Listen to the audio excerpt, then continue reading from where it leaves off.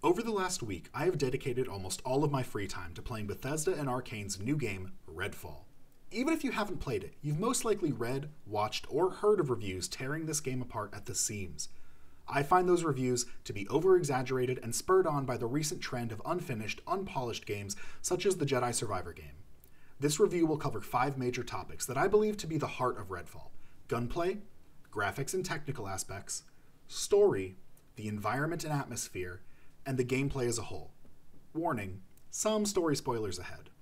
I'll start with what I believe to be the most important aspect of a modern shooter: the gunplay.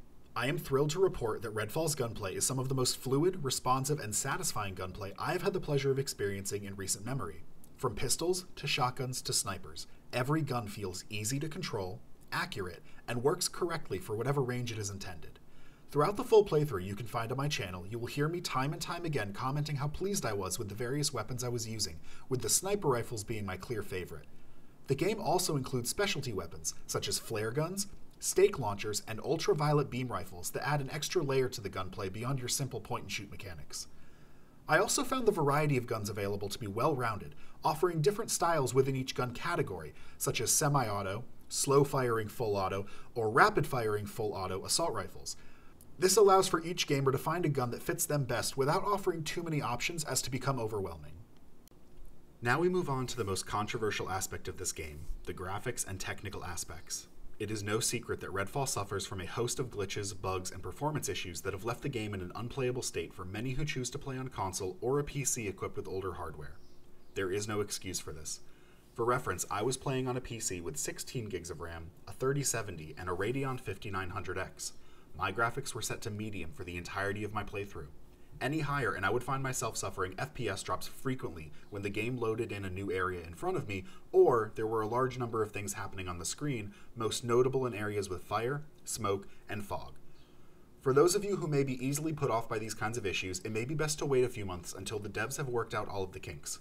I cannot, however, recommend that you skip this game entirely, as in my opinion you would be missing out on a true diamond in the rough. The graphics, however, are a different matter. While there were many times the foliage would flicker or detailed textures would take several seconds to load in when focused on, I found the overall graphics of the game to be charming. Realistic enough to not be off-putting, yet unrealistic enough to allow for a dark world of magical abilities and blood-sucking vampires. The story is solid. It does not allow for deviation, you will not choose who lives and who dies, and you will not change the ending no matter what quests you decide to do or not do.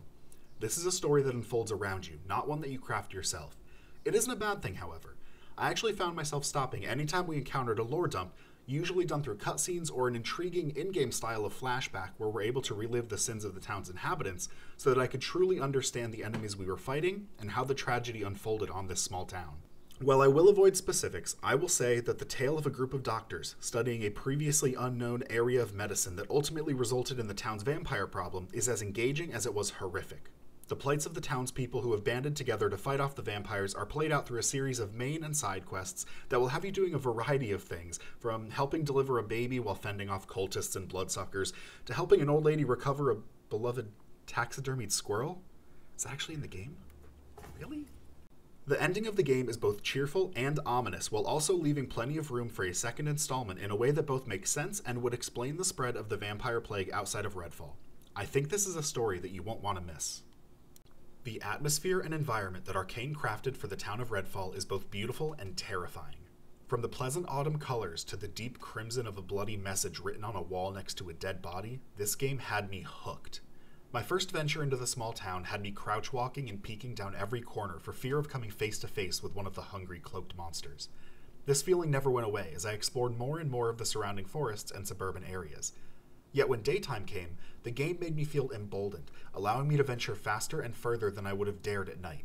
The blue waves held in infinite suspension surrounding the town were a great concept, explaining why people could not leave the town as well as adding a striking visual to the game. The patches of pleasantness you were able to find were offset by vampire nests where the rules of the real world were slightly suspended, allowing for twisting hallways, deep ominous tunnels, and at the end of the line, a giant heart, which had to be destroyed before you could leave, often protected by a handful of juiced-up vampires.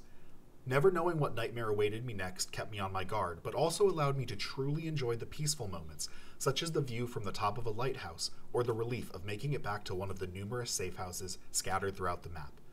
Arcane went above and beyond when crafting this world to be both a true depiction of a picturesque Massachusetts town and at the same time ground zero for a blood-infused hellscape, one of my favorite video game environments in the last decade. Lastly, I wanted to bring up the general gameplay, positives and negatives that I couldn't fit into the previous sections but do deserve their own mention.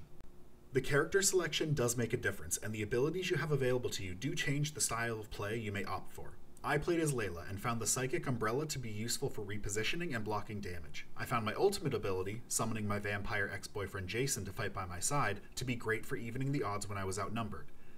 Then there are the cults. There are a number of cults in Redfall worshipping one of a handful of vampire gods. I found these base enemies to be satisfying to kill, but also to be the most damaging in the game if you're unable to deal with them quickly. If you're caught between vampires and cultists, your best bet is to kill the cultist first. The vampires are more abundant than I had anticipated, which at first made me feel like they were less special to run into, but I quickly changed my tone when I realized this allowed me to have many fights against these supernatural foes and truly make the town feel overrun, rather than them being tucked away into specific locations as rare enemies only seen on occasion.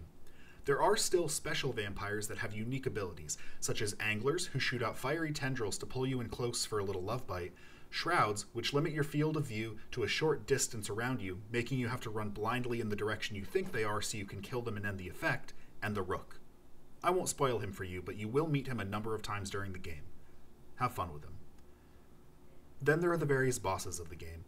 I won't ruin anything about their identity, but I will say that 2 of them were able to be cheesed so easily that they posed no challenge at all.